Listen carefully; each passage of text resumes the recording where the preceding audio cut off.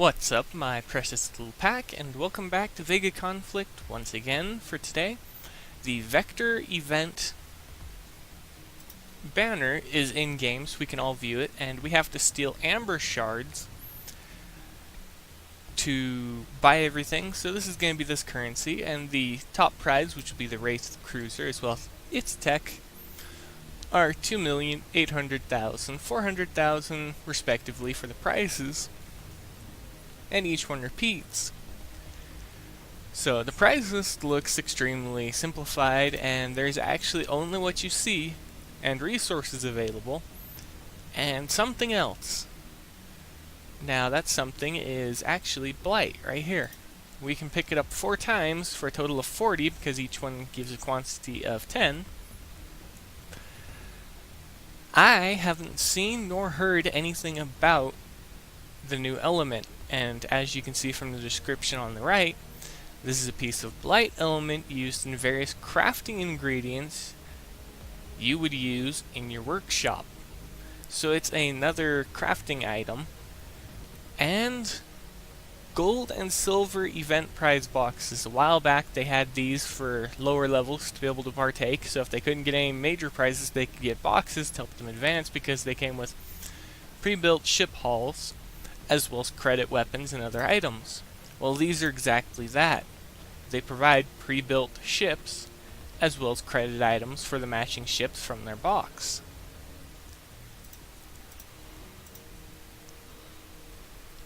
As you can see, each one is actually fairly well focused on the tier they represent. So, starting off, if you only want to go for the primary prizes that were added, you don't want the resistors or the boxes, you will only need 6,400,000 intel. Well, for 6,400,000 amber shards, and that includes everything, every single level of each item. Picking up the Wraith Cruiser, the tungsten, the aberrative tungsten, the Nova cannons, as well as the Sonian armor, and the Blight element. Now, at this current time, again, since Blight has not been mentioned, I have no information on it whatsoever, or what it will be used for. We can, however, guess, and because we're being introduced to a new damage type, Blight, I'm just going to go on the assumption that you need so much Blight to be able to produce the weapons that will be doing Blight damage, so we'll be getting the Blight Nova cannon and things like that. So my guess is you have to purchase this, and then when the crafting recipe is made available to you, you'll be able to begin crafting when you have the right amount of Blight, as well as the right amount of a certain resource, possibly Blood Amber. However,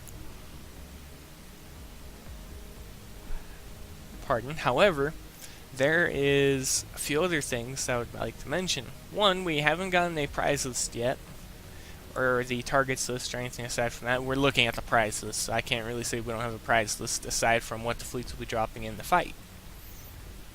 We can, however, take a look at the in-game setup for the cruiser, and as I said, it has 3 aberrative armor slots and 3 standard armor slots.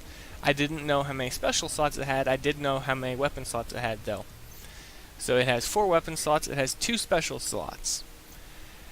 And nothing else changes. And we go back to the high requirements. So, to produce the Phoenix Frigate, which is the first of the Umber class ships, you only need the Ship Factory 10 and Ship Lab 10, so very low.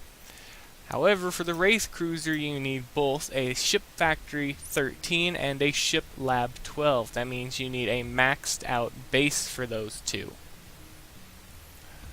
So it's going to be a while before you can produce these. And how the armor and stuff looks, well, as you can see from the in-game market, it's all very, very, very deep red. And it looks like it's mutated by Blood Amber. We do also have access to the first few mentions of the event, so I'm going to go ahead and I'm going to show them to everybody now. Alright, starting with the oldest one, being from the 5th of this month, strange vessels have been passing through the void. VEGA hulls with biomechanical growths. A new threat, rebels have reported receiving coded messages from the direction of the Triple Star Algol. I know VEGA had a base there. That's where our contact Algol lost his mind. Next up, one from yesterday. These new VEGA ships are blasting out a message. Alright, come join the volunteer armada. All crimes are wiped away. Sounds like a trap. It's got to be a trap. The new specs we stole from VEGA are disturbing as well. This VEGA hull has a reactor made of pure blood amber. It's powerful as hell, though, even if we don't fully understand the tech. And finally, the newest one involves the tech. Rayadage. And let's see. Burn and I have made our peace, and he's brought me up to speed. I spent the morning dissecting this mysterious cruiser's hull and still don't understand how its armor absorbs debris from the battlefield. It's tougher than tungsten and gets stronger the more it fights. We need this tech. Wait, I'm getting a message from Skull. Algol has disappeared. This new ship comes from his namesake star system. Could the two events be connected? Yeah, they probably are connected. That's no surprise. And let's actually set up the prize list based on what we know now. If we're going to be fighting Umber targets in the upcoming event, well, you're going to want well, actually, top tier fleets wouldn't do much because, as Cyrus said, if you try to fight top tier against top tier, you're going to lose. We don't know what the AI is going to have at that, so they might do the Blight damage. We don't know what they're going to be doing as it is right now, as far as I am aware. So the primary goal, again, will be the ship before anything else. Get the ship because it's always going to be cheaper in its debut event than any repeating events, because then you have to buy individual parts, and that is never efficient because of the price of the individual blueprint pieces. Granted, if you're collecting them 2 or 3 at a time, it's more efficient that way for you. However, if you want the entire thing at once, it's more efficient to get the entire blueprint.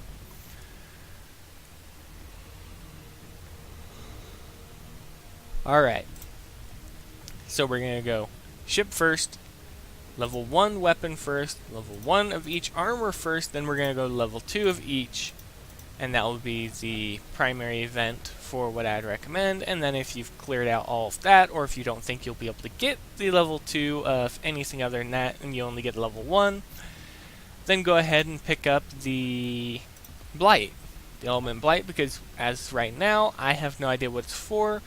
However, if they're going to be offering it as it is right now, it'd be extremely useful to have it later on, especially if you're going to want a lot of it, or if you actually need just small amounts of it for certain items. It will become beneficial later on, instead of having to worry about it when it comes up.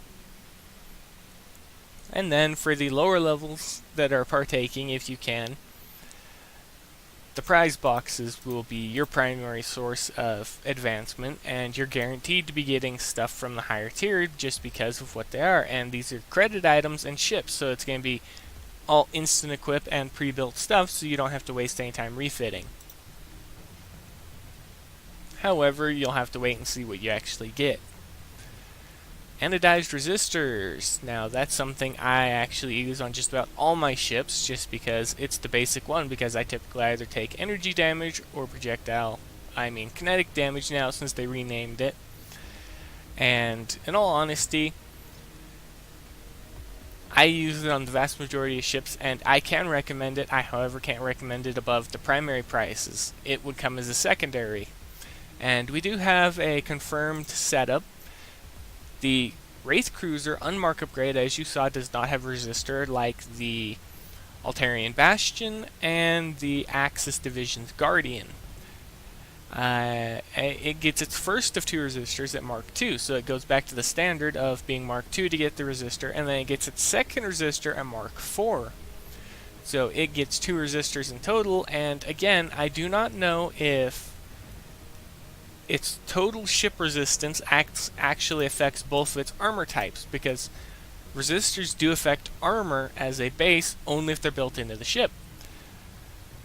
If it's resistance added via armor, it only affects that armor, but if it's resistance that is put in the form of a resistor on the ship or a base resistance on the ship, it calculates it out that way as well, so you get more for the armor you put on it, if I'm not mistaken.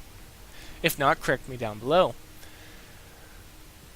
But if that is, that means that this ship has a lot more flexibility than one would think to begin with. However, it also loses a large portion of its flexibility against plasma damage. And before I go any further, why I say that is because, again, it only has resistance to alien damage. And as it stands right now, again, we can't equip any of the plasma resistant or anything like that to it. It's only for Altarians. And these don't even affect your shield, they just affect your armor and your ship armor. So in my eyes, it should be allowed to use them. However, it's not, so we're not going to pick on it too much. We also, in the prize store, do not see its special. And remember what the special was, it was its magnetic collar, so I believe that we're going to have to get the blueprint for the collar in a later event, or craft it or something like that. So the debut event will not have all the technology that we've seen for it thus far. It will have the vast majority of it. It will have the armor as well as the aberrative armor. It will have the weapons as well as the debut for the element Blight. So my guess is after this we're going to be seeing new elements pop up periodically that are specifically for the tier that is currently ongoing, and they may be required very, very strongly to produce the weapons or unique armor for that tier. So superior versions of what we can already produce via blueprints. This is all I want to say. I just wanted to go over the prize list and things like that. But that's going to be it for this video, everybody. If you have any additional information or anything that I may have missed, or if there is a public post I failed to notice at the time of this recording, feel free to say so below.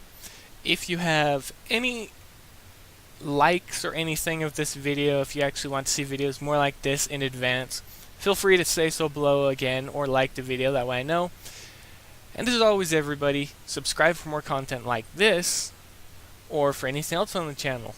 Recently showed off Total Annihilation. Now that is a game that, again, it's hard to describe just because of how entertaining it is to me.